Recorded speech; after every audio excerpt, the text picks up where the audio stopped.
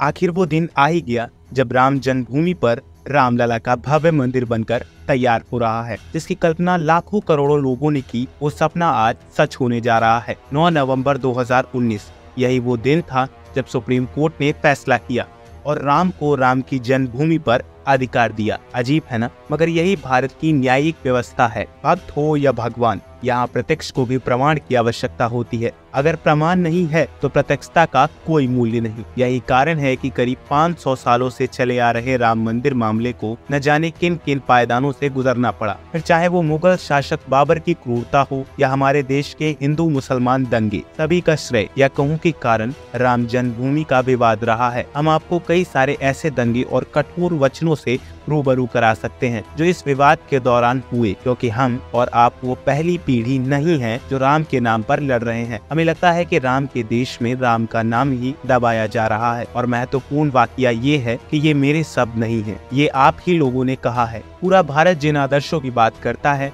वो आदर्श है राम। ये वही भारत है जहाँ राम से बड़ा राम का नाम।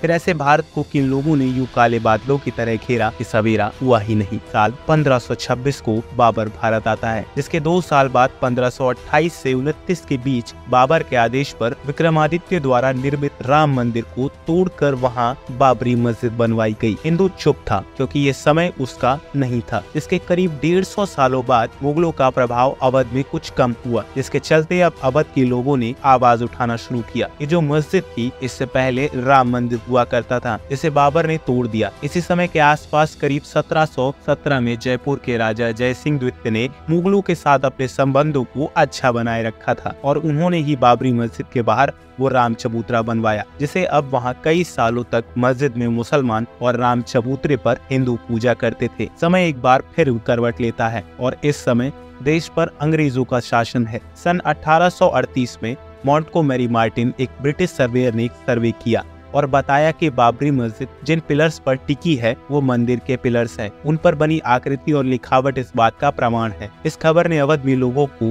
भड़का दिया, जिसके बाद हिंदू पक्ष राम मंदिर के विषय पर उत्तेजित होने लगा। 1853 में निर्मोही अखाड़ा, जो कि हिंदू संप्रदाय के 14 अखाड़ों में से एक है, वो बड़े पैमाने पर बाबरी मस्जिद का विरोध करता है, जिसके बाद इतिहास में पहली बार हिंदू और मुसलमानों के बीच बड़े पैमाने पर दंगे हुए। दोनों ही पक्षों में लगातार आनाकानी देखने को मिली। साल 1859 में ब्रिटिशर्स ने मस्जिद और राम चबूतरे को 2 भागों में बांट दिया, जिससे दोनों पक्ष एक दूसरे के बीच आने से बचे, साथ ही विवादों से भी दूर रहे। अगले 26 सालों तक ऐसा ही चलता रहा। इसके बाद 1885 में पहली बार निर्मोही अखाड़ा समुदाय द्वारा ये विवाद कोर्ट में जाता है। सन 47 में देश बाहर से तो आजाद हो गया था, मगर देश के अंदरूनी विवाद अभी नहीं मिटे थे। 30 दिसंबर 1949 की रात को कुछ अपरिचित लोगों ने मस्जिद में अवैध रूप से प्रवेश किया। साथ ही उन्होंने बाहर राम चबूतरे पर रखी श्री राम की मूर्ति को मस्जिद के मुख्य गुम्बद के नीचे स्थापित किया और पूजा करने लगे। धीरे धीरे सुबह हुई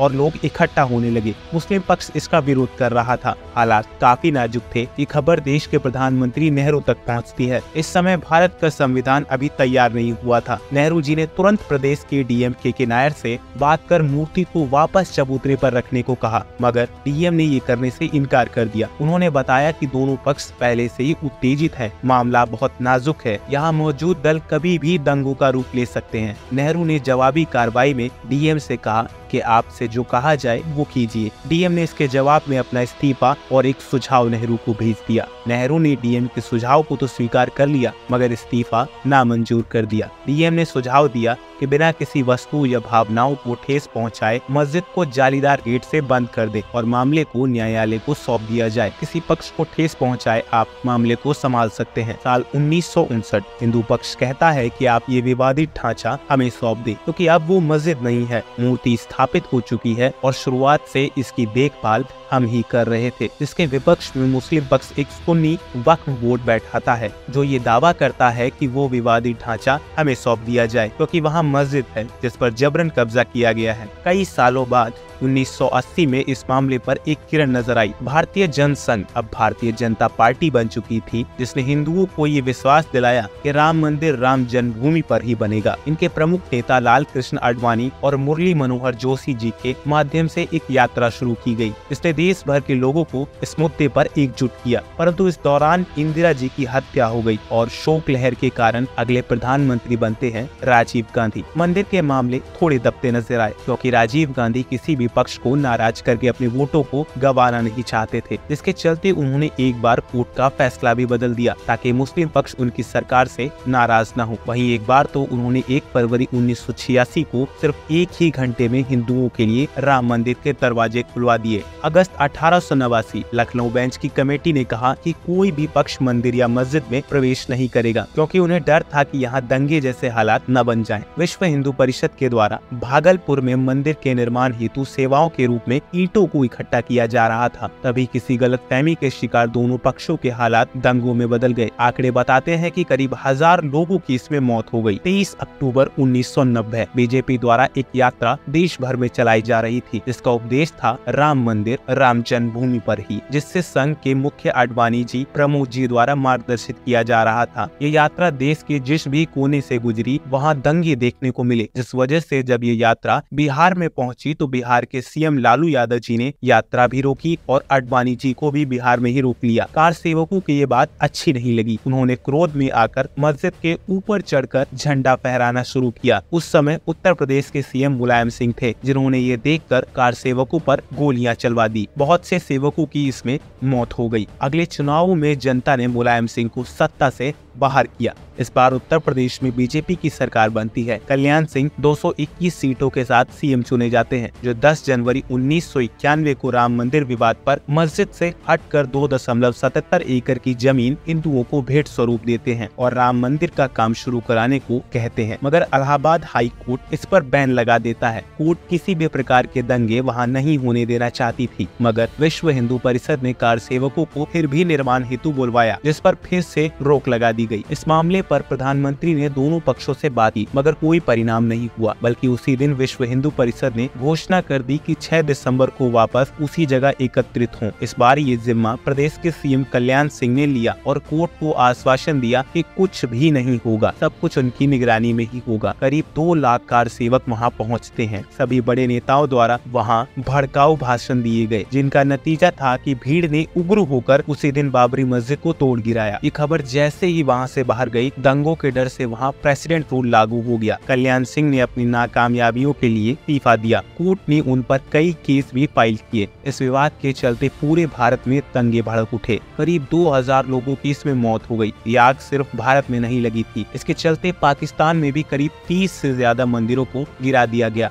मगर अटल जी के कार्यकाल में गोधारा कांड हुआ, जिसमें ट्रेन में 59 लोगों को जलाकर मार दिया गया। हजारों लोगों की लाशें सड़कों पर जलती नजर आई। गुजरात इन दंगों की आग में झुलस गया था। साल 2003 इलाहाबाद कोर्ट अब मालिकाना हक की छानबीन के मकसद से आर्कियोलॉजिकल सर्वे ऑफ इंडिया की मदद लेता है। साल 2010 30 सितंबर को हाई कोर्ट 3-वे जजमेंट देता है। वो सेंट्रल एरिया राम जन्मभूमि को देता है, राम चबूतरा निर्मोही अखाड़ा को देखभाल के लिए देता है और बाकी बचा हिस्सा मुस्लिम पक्ष को देता है। ये निर्णय किसी भी पक्ष को मंजूर नहीं, सभी सुप्रीम कोर्ट गए। सुप्रीम कोर्ट ने भी इस जजमेंट को गलत बताया। सुप्रीम कोर्ट ने इस मामले पर पहली बार अगस्त 2017 में सुनवाई होती है। साल 2019 16 अगस्त को ASI की रिपोर्ट देखी गई और 9 नवंबर को आर्टिकल 142 का इस्तेमाल करके कोर्ट ने वो 2.77 एकड़ की जमीन को मंदिर निर्माण के लिए दे दिया। 5 अगस्त 2020 वो दिन था जब राम मंदिर के लिए ट्रस्ट को बनवाया गया। साथ ही 5 अगस्त 2020 को ही प्रधानमंत्री मोदी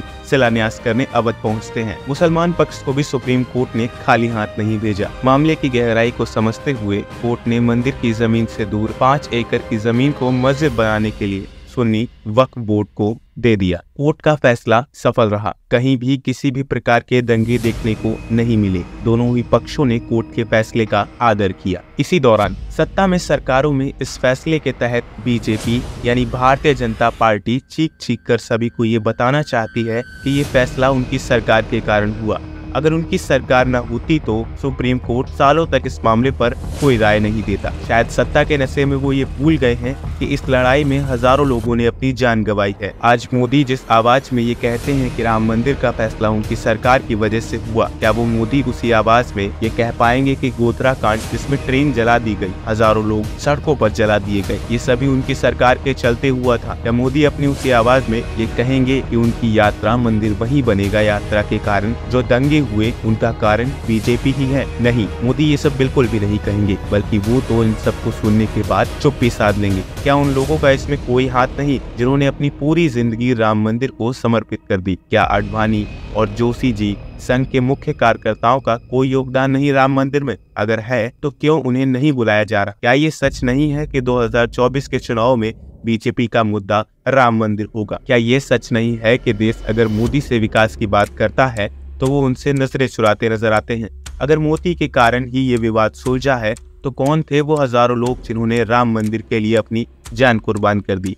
कौन थे वो लोग जिन्होंने चबूतरों का निर्माण कराया?